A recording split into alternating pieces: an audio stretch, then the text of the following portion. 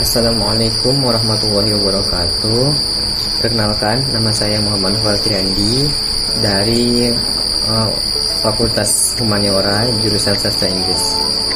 Di sini saya akan membacakan lesson saya, yaitu materi pertama dari Dr. Halimi MPD selaku Wakil Dekan Bidang Akademik UIN Malang. Beliau menjelaskan tentang sistem pendidikan di perguruan tinggi. Sistem perkuliahan yakni yang pertama yaitu ada SKS atau disebut dengan sistem kredit semester. Beliau mengatakan bahwa kenapa disebut kredit, karena mahasiswa tidak langsung mengambil sebanyak 150 SKS yang ada di perkuliahan, melainkan mahasiswa akan mengkredit sejumlah 150 SKS tersebut selama 8 semester. Kemudian, beban studi perkuliahan yang tidak lain adalah SKS atau sistem kredit semester yang harus diselesaikan selama 8 semester sejumlah 150 SKS. Ini juga bisa menentukan berapa lamanya perkuliahan mahasiswa. Lalu ada gelar. Setelah mahasiswa melakukan SKS yang sudah ditentukan, mahasiswa akan melakukan skripsi atau tugas akhir untuk memperoleh gelar. Gelar untuk mahasiswa sastra Inggris yaitu sarjana sastra.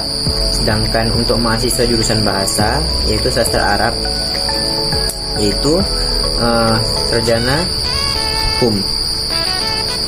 Sistem evaluasi, beliau menjelaskan di sistem evaluasi, beliau menjelaskan di UIN Malang ada beberapa evaluasi guna sejauh mana para mahasiswa menyerap beberapa matkul. Yang pertama ada UTS dan UAS, yaitu ujian tengah semester dan ujian akhir semester. Nilai dari UTS dan UAS ini akan menentukan IPK mahasiswa. Lalu ada PKL atau praktek kerja lapangan. Dilakukan mahasiswa sesuai dengan profil pilihan profesi masing-masing. PKL ini dilakukan saat semester 7 atau 8. Lalu ada komprehensif, ujian dari semua matkul dari semester 1 sampai semester 7. Ujian ini harus dilakukan mahasiswa guna untuk melanjutkan ke tahap skripsi. Lalu skripsi yaitu karya ilmiah yang dibuat oleh mahasiswa sesuai bahan penelitian untuk mendapatkan gelar. Lalu ada materi yang kedua, di sini dari Dr. Muasomah MSI MPD atau Wakil Dekan Bidang AUPK, Sistem Pengelolaan Pembiayaan Perkuliahan. Beliau menjelaskan mengenai bidang administrasi, umum, perencanaan, dan keuangan. Fasilitasnya adalah ruang kuliah, wifi, ruang perpustakaan pusat UIN dan perpustakaan fakultas, ruang SSC, ruang belajar mandiri, berkelompok, berdiskusi, nonton bareng, membaca berbagai genre buku, home theater, tempat seminar, nonton bareng, berbagai acara mahasiswa atau drama, menari, puisi, musik, dan lain-lain. Lalu dari ruang auditorium digunakan sebagai seminar, lomba-lomba, dan berbagai acara mahasiswa, lab bahasa multimedia. Lalu ada galeri seni, memperdalam hobi menari, bermain musik, gamelan, galeri kaligrafis, meeting room, ruang rapat, dan ruang ujian akhir mahasiswa. Lalu ada keuangan, uang kuliah tunggal yang bukan SPP. SPP jumlah pembayaran setiap mahasiswa sama antara yang memiliki kemampuan ekonomi berlebih dan mahasiswa dari keluarga yang kurang mampu. UKT ini sharing pembayaran, saling membantu dengan sama dijinjing, berat sama dipikul. Banding UKT. Banding UKT dilakukan setiap semester sebelum diajukan registrasi ke semester berikutnya. Pengumuman selalu dilakukan secara online. Demikian juga pemberkasannya.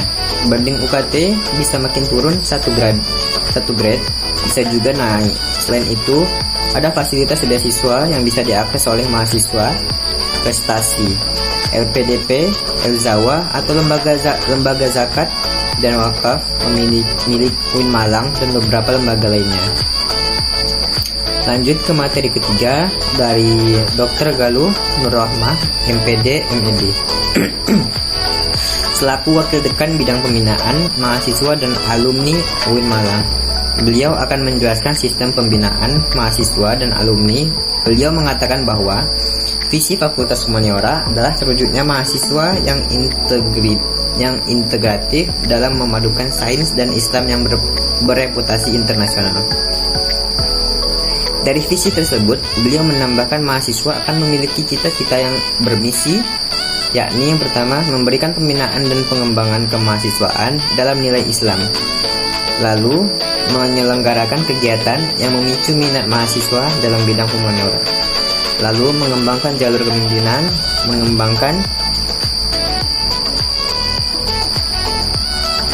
mengembangkan kemandirian dan profesionalisme.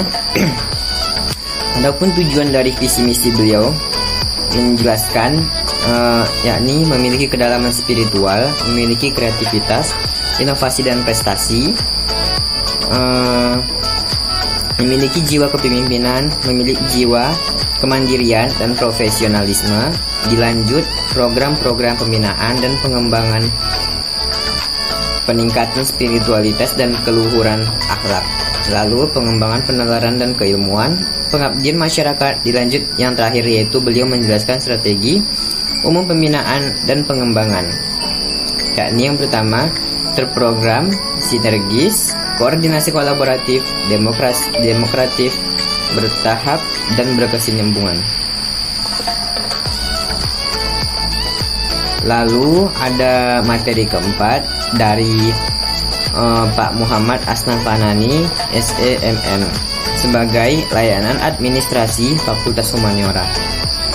Layanan administrasi akademik, layanan ujian proposal skripsi, layanan ujian skripsi, layanan ujian komprehensif, layanan ujian distribusi KHS, layanan ujian kerja lapangan atau PKL, layanan ujian kebebasan yudisium, layanan ujian bebas tanggungan atau kegiatan wisuda. Lalu ada layanan administrasi umum, layanan surat keterangan mahasiswa, layanan legalisir, layanan peminjaman ruang dan peralatan. Kemudian ada layanan administrasi keuangan, layanan dukungan dana kegiatan OMIK. Lalu yang terakhir, materi kelima, yaitu dari Pak Ribut Wahyudi sebagai Muslim moderat yang enjoy dalam beragama dan negara, tidak perlu dipertentangkan. Intinya, kita sebagai mahasiswa Muslim, kita menerima etnis keberagaman Indonesia berdasarkan nilai Pancasila dan Undang-Undang 1945. Menjadi Muslim moderat saja tidak cukup, juga harus peduli bangsa kita. Belajar bahasa Inggris untuk hari ini, tapi kita tidak boleh lupa dengan bahasa nasional dan bahasa lokal. Over itu kurang menempatkan posisi.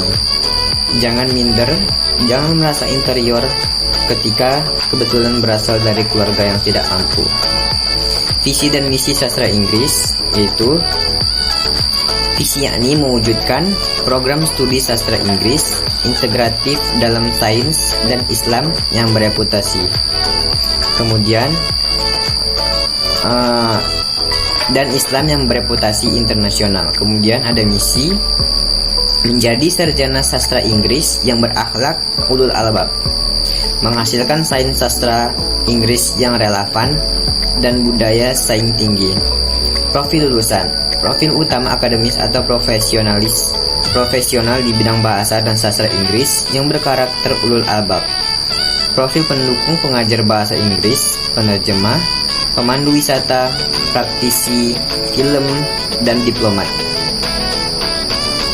Kemudian jumlah SKS, yakni yang pertama ada 150 SKS untuk studi normal kurang lebih 8 semester. Batas akhir yakni 14 semester. Kemudian wajib tinggal ma'had 2 semester, wajib khatam Al-Quran 1 kali per tahun, belajar bahasa Arab 2 semester. Itulah yang bisa saya sampaikan mengenai resume saya. Kurang lebihnya Saya mohon maaf. Wabillahi taufiq wal hidayah. Wassalamualaikum warahmatullahi wabarakatuh.